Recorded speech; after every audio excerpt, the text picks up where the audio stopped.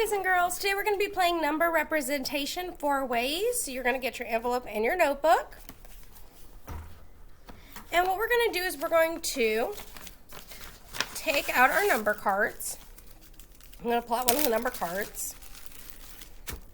And I'm going to get the number 9. Now I'm going to represent that number 4 different ways. So what I'm going to do is I'm going to open up my notebook. I'm going to write the title of the game, Number Representation. Number representation, and I can just take that title straight from my envelope right here. And what I want to do is I want to show this number 4 ways. So I'm going to draw a grid that looks like this, kind of like a big plus sign. And I can choose to do the number in standard form. And then I'm going to get my manipulatives, and I'm going to choose to represent the number. So I have the number 9, which I know is 5 and 4 more. So I did that on my reckon rack. So I may want to draw 5, 1, 2, 3, 4, 5, 1, 2, 3, 4, and 1 over here.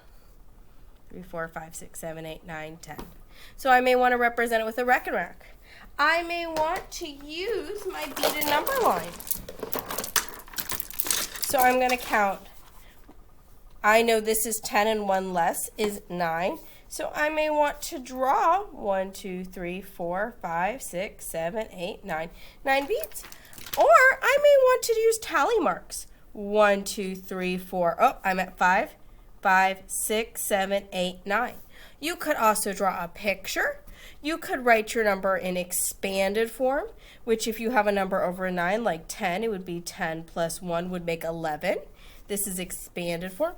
You could show it any way you want. You could draw cubes to represent your number.